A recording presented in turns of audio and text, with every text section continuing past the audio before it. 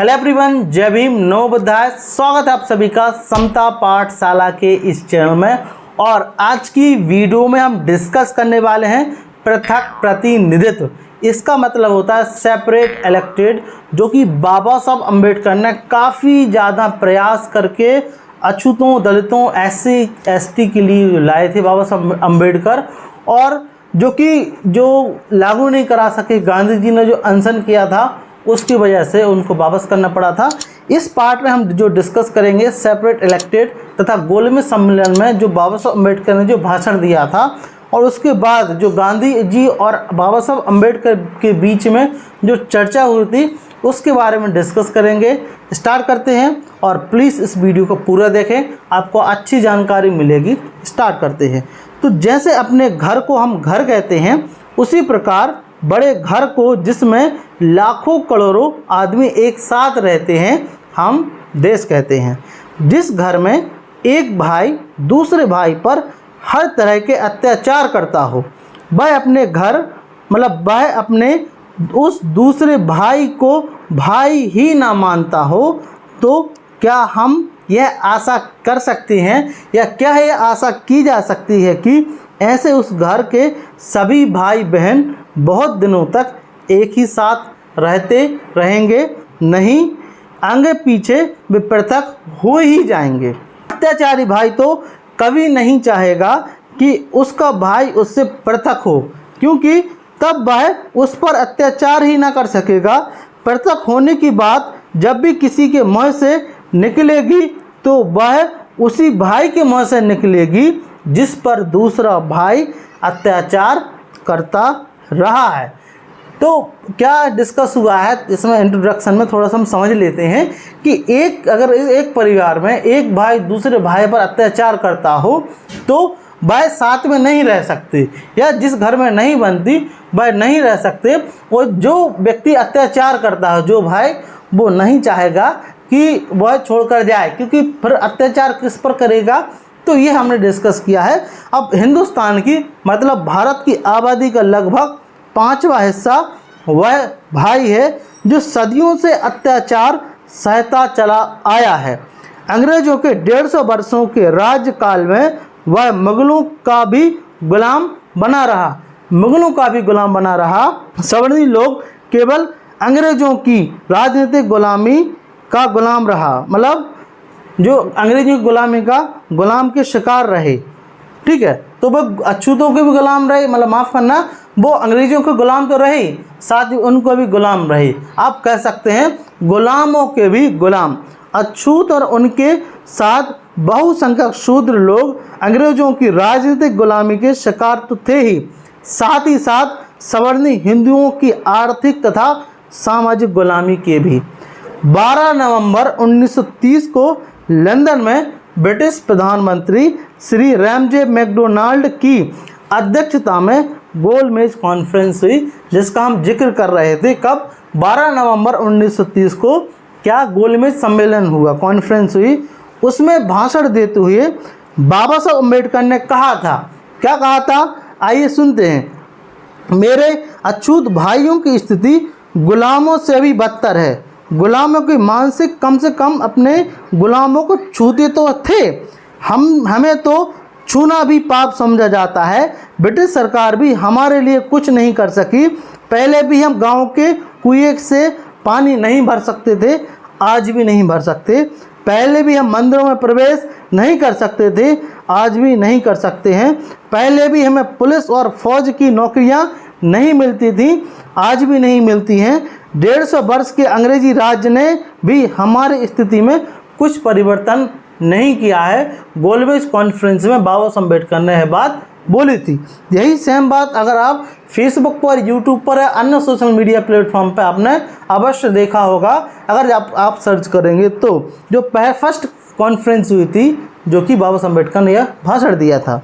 Doctor Ambedkar के भाषण के बारे में एक अंग्रेज का कहना था कि उनके भाषण क्या कहते हैं, क्या होते हैं, तो वे होते हैं सीधे पेशानी पर बैठने वाली गोली का एक निशाना। आदमी अनुभवों से सीखता ही है। डॉक्टर अम्बेडकर ने भी अपनी अनुभव की पाठशाला में अपनी सीखी और सीधी अंगुलियों से कभी घी निकलने वाला नहीं। बाबा साहब अम्बेडकर ने सीखा, उन्होंने देखा कि जिन मुसलमानों को हिंदू अछूत नहीं मानते थे, उस मुसलमानों तक को कांग्रेस ने 1916 में पृथक प्रतिनिधित्व का अधिकार दे दिया था कि आपको पृथक प्रतिनिधित्व मिल सकता है, सेपरेट इलेक्टोरेट मिल सकता है। कांग्रेस का यह अराष्ट्रीय कार्य केवल इसलिए राष्ट्रीय समझा गया क्योंकि इस कार्य को अपने को राष्ट्रीयता का एकमात्र ठेकेदार मानने वाली अखिल भारतीय कांग्रेस ने किया था। अब तक डॉक्टर अम्बेडकर किसी के लिए भी पृथक प्रतिनिधित्व के पक्षपाती नहीं थे। उस समय पर बाबा साहब अम्बेडकर जो पृथक प्रतिनिधित्व है, पृथक प्रतिनिधित्व है, सेपरेट इलेक्टोरेट है, उसके पक्षपाती नहीं थे। लेकिन जब कांग्रेस ने मुसलमानों को दे दिया 1916 में, तब बाबा साहब अम्बेडकर अब वे भी अछूत भाइयों के लिए पृथक प्रतिनिधित्व और संरक्षित स्थानों के पक्षपाती बन गए। कि जब कांग्रेस ने जो मुसलमानों की मांग मान ली 1916 में, जब बाबा साहब अम्बेडकर उसके पक्ष में नहीं थे, तो फिर अछूतों को ही मिलना चाहिए। बाबा साहब अम्बेडकर ने सीधा सीधा प्रश्न किया, जो हिंदू मुसलमान अपने देश में रहते आपसी एकता स्थापित ना कर सकते थे, क्या वे लंदन में अंग्रेजों की छत्र छाया के नीचे बैठकर ऐसा कर सकते थे? बिल्लियाँ आपस में लड़ती थीं, चतुर्बंदर उनमें लड़ा रहा था, चतुर्बंदर उन्हें लड़ा रहा था। ऐसी स्थिति में लंदन की प्रथम गोलमेज कॉन्फ्रेंस सफल नहीं हो सकती थी और हुआ भी यही, हिंदू मुस्लिम समझौता नहीं हो सका। 19 जनवरी 1931 को प्रथम गोलमेज सम्मेलन का अधिवेशन है जो समाप्त हो गया, खत्म हो गया। अंग्रेज और कॉन्फ्रेंस की लड़ाई चल ही रही थी। 13 फरवरी 1931 को जब डॉक्टर अम्बेडकर लंदन से रवाना होकर 2 सप्ताह बाद 27 फरवरी 1931 को बम्बई पहुंचे, तो कई कांग्रेसियों ने डॉक्टर अम्बेडकर को काले झंडे दिखाए। किंतु जिस अछूत जनता के डॉक्टर अम्बेडकर अब तक बेताज बादशाह बन चुके थे, उस अछूत जनता ने बम्बई में ही डॉक्टर अम्बेडकर का भारी स्वागत किया। डॉक्टर अम्बेडकर उस धातु के बने ही नहीं थे कि किसी के स्वागत अस्वागत की परवाह करते। उन्हें जो बात सच जचती वह बिना किसी लाग लपेट के कह देती थी। 5 फरवरी 1931 को गांधी जी ने लॉर्ड इवन से समझौता कर लिया। वह समझौता क्या था? कांग्रेस की हार थी। गांधी जी ने सविनय अवज्ञा आंदोलन को वापस ले लिया था। वह इरविन से कहकर प्रसिद्ध देशभक्त सरदार भगत सिंह को सूली पर चढ़ा दिए जाने की सजा तक रद्द ना करा पाए। बाबा साहब अम्बेडकर ऐसा बोल रहे हैं। अब लंदन में दूसरी गोलमेज कॉन्फ्रेंस का नाटक खेला गया।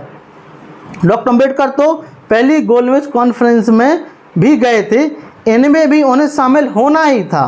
15 अगस्त 1931 को दूसरी गोलमेज कॉन्फ्रेंस में शामिल होने के लिए वह रवाना हुए। बाबा साहब अम्बेडकर वहाँ से रवाना हुए, किंतु परंतु इससे पहले वह लंदन रवाना हो गांधी जी ने 6 अगस्त 1931 को उनसे मिलना आवश्यक समझा। अब क्यों गांधी जी मिल रहे थे देखते हैं।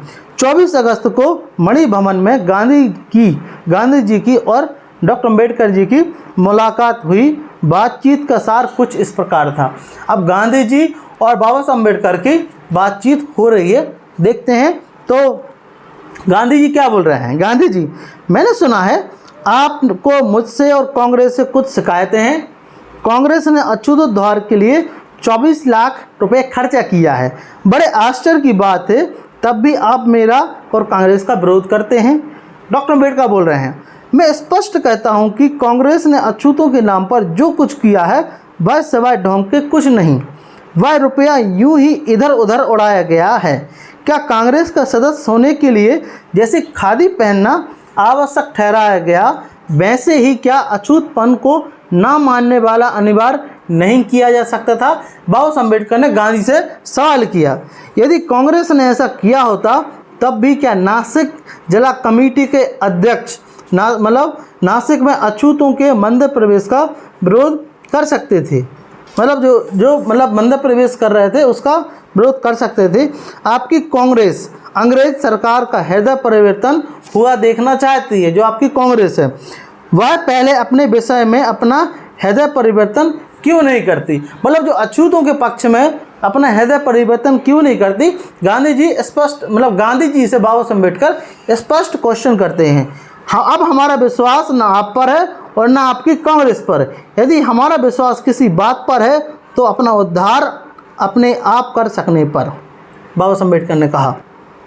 गांधी जी क्या बोल रहे हैं, गोलमेज परिषद में आपकी कार्य की जो रिपोर्ट मुझे मिली उससे मैं जानता हूं कि आप एक महान देशभक्त हैं। किससे बोल रहे हैं, बाबा साहब अम्बेडकर से गांधी जी बोल रहे हैं। अब गांधी जी क्या बाबा साहब अम्बेडकर की तारीफ कर रहे हैं, क्यों कर रहा है, इसलिए कि गांधी जी जो पृथक प्रतिनिधित्व है, सेपरेट सेटलमेंट, माफ़ करना सेपरेट इलेक्टोरेट है, उसकी मांग को छोड़ दें। इसलिए क्या बोल रहे हैं बाबा साहब अम्बेडकर कि देशभक्त बनने के लिए आवश्यक है कि आदमी किसी देश का हो, किसी देश को अपना देश कह सके।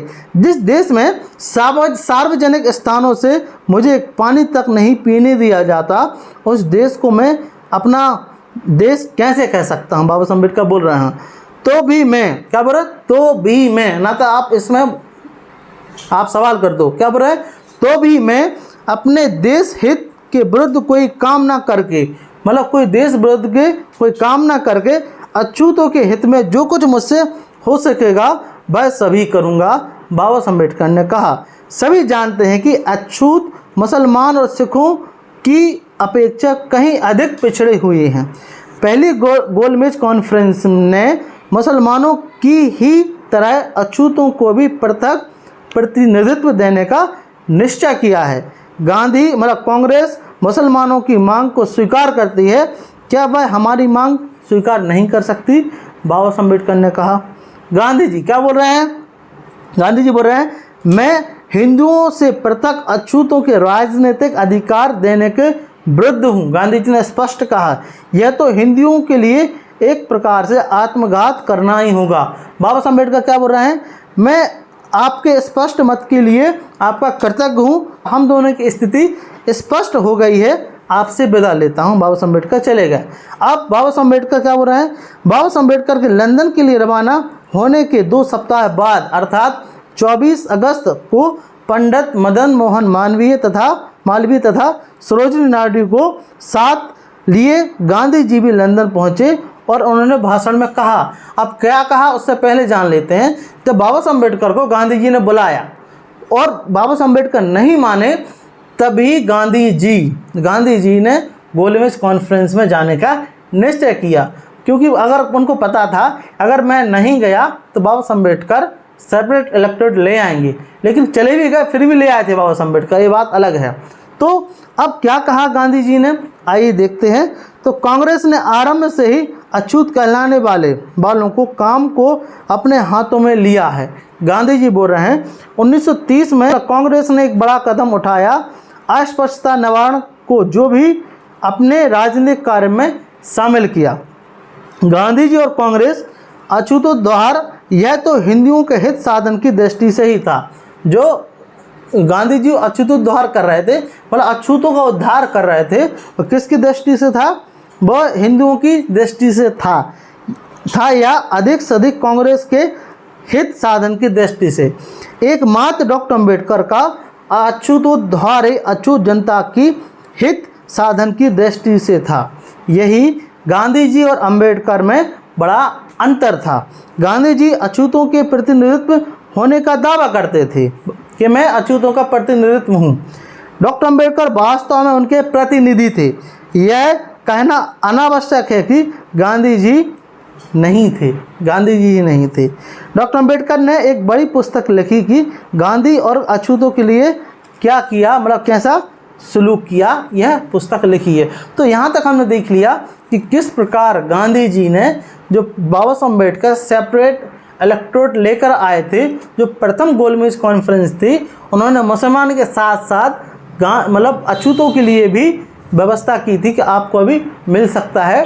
तो गांधी जी ने क्या किया कि बाबा साहब अम्बेडकर को बुलाया, उन्होंने मनाने का प्रयास किया कि आप बड़े देशभक्त हो, तमाम प्रकार की चीज़ें बाबा साहब अम्बेडकर ने उनका जवाब स्पष्ट किया, फिर वो गोलमेज सम्मेलन गए। तो यहाँ तक बाबा साहब अम्बेडकर को रोकने का प्रयास किया गया लेकिन मिला। अब इसके बाद हम देख लेते हैं पूना समझौता, जो कि नेक्स्ट वीडियो में हम डिस्कस करेंगे।